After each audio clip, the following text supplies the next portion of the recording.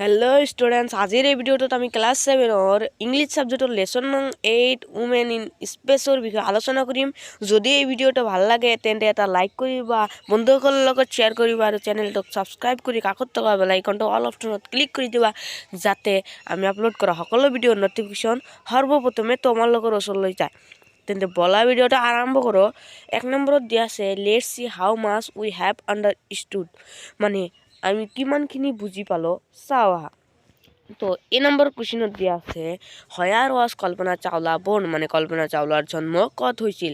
এটাৰ এনসাৰ হ'ব Kalpana Chawla was born in 1961 at Karnal in Haryana, মানে কল্পনা চাওলা 1961 চনত হাৰিয়ানাৰ কাৰ্নাল নামৰ এখন ঠাইত জন্মগ্ৰহণ কৰিছিল। তাৰ পিছৰ কোৱেশ্চনটো আছে where did Kalpana Chawla study, মানে কল্পনা চাওলাই কত পঢ়িছিল। এটার এনসার হ'ব Kalpana Chawla studied at Tagore Bal Niketan, Karnal and later at Punjab Engineering College in Chandigarh, মানে কল্পনা চাওলাই প্ৰথমে টাগৰ বাল নিকেতনত পঢ়িছিল আৰু পিছত পাঞ্জাব ইঞ্জিনিয়াৰিং কলেজ চণ্ডীগড়ত তেখেতে পঢ়িছিল। তাৰপিছত কোৱেশ্চনটো আছে হোৱাট ৱাজ কল্পনা চাওলাৰ ড্ৰিম, মানে কল্পনা চাওলাৰ সপোন কি আছিল। মানে সকলোৰে এটা সপোন থাকে, কেউ ডক্টৰ হ'ব, কেউ ইঞ্জিনিয়াৰ হ'ব, কেউ পুলিচ হ'ব, কেউ সাইণ্টিষ্ট হ'ব। সেইদৰে কল্পনা চাওলাৰ সপোন কি আছিল। এটাৰ এনসাৰ হ'ব কল্পনা চাওলাৰ dream was flying in space, মানে মহাকাশত উৰি থকা। ইয়াত ফ্লাইং দিছে মানে কণ্টিনিউয়াছ টেন্স, মানে হৈ আছে। ফ্লাইং মানে উৰি থকা বুজাইছে, তেন্তে ফ্লাইং ইন স্পেচ মানে মহাকাশত উৰি থকা তেওঁৰ সপোন আছিল। তাৰপিছত কুৱেশ্যনটো আছে হোৱাই did Shi go' to the United States of America, মানে তেওঁ কিয় USA লৈ গৈছিল। এক কথাত ক'বলৈ গ'লে USA full form United States of America. Answer হ'ব she go' to the United States of America to train to become a astronaut, মানে তেওঁ এখন মহাকাশচাৰী হ'বলৈ আৰু তাৰ প্ৰশিক্ষণ ল'বলৈ ইউনাইটেড ষ্টেটছ অফ আমেৰিকা বা USA লৈ গৈছিল। এনসাৰ তাৰপিছত আছে number what does NASA stand for, মানে নাছাৰ ফুল ফৰ্মটো কি। এনসাৰ হ'ব NASA stand for National Aeronautics and Space Administration, মানে নাছাৰ এইটো ফুল ফৰ্ম। তাৰপিছত কুৱেশ্যনটো আছে হাউ many times did Kalpana Chawla গ' ইন টু স্পেচ, মানে কল্পনা চাওলাই কিমানবাৰ মহাকাশলৈ গৈছিল। এটাৰ এনসাৰ হ'ব Kalpana Chawla went into the space 2 times, মানে 2বাৰ তেওঁ মহাকাশলৈ গৈছিল। তাৰপিছৰ কুৱেশ্যনটো আছে হাউ ডিড কল্পনা চাওলা ডাই, মানে কল্পনা চাওলাৰ মৃত্যু কেনেকৈ হৈছিল। এইটোৰ এনসাৰ হ'ব the space shuttle broke up in flames on its way back to earth, মানে যেতিয়া মহাকাশযান স্পেচ শ্বাটল মানে মহাকাশযানটো মহাকাশৰ পৰা পৃথিৱীলৈ ঘূৰি আহিব ধৰিছিল, তেতিয়া সেইটোত জুই লাগি গৈছিল আৰু সেইটো ব্লাষ্ট হৈ গৈছিল।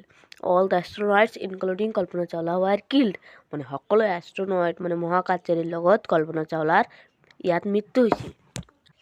2 নম্বৰত আছে in the lesson you read about some important dates and numbers, মানে পাঠটোত তোমালোকে কিছুমান তাৰিখ আৰু সংখ্যাৰ বিষয়ে পঢ়িছা। See whether you remember what each number stands for, মানে প্ৰত্যেকটো সংখ্যাই কি সূচাইছে তোমালোকে মনত ৰাখিব পাৰিছানে চোৱা।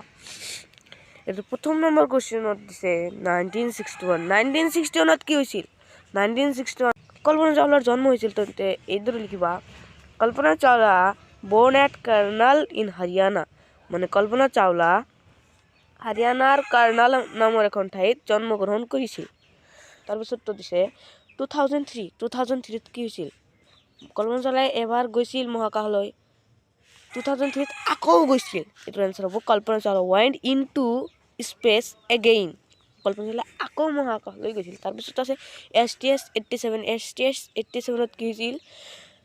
কল্পনা Chawla went into space the first time by the Columbia space shuttle, মানে কলম্বিয়া স্পেচ শ্বাটলেৰে তেওঁ প্ৰথমবাৰৰ বাবে STS 87ৰে মহাকাশলৈ গৈছিল। তাৰপিছত আছে STS 107 কি হৈছিল।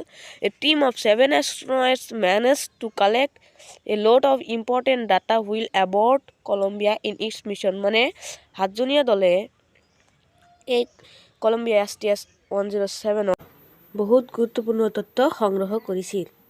তো আজিৰ কাৰণে এইখিনিয়ে, ধন্যবাদ।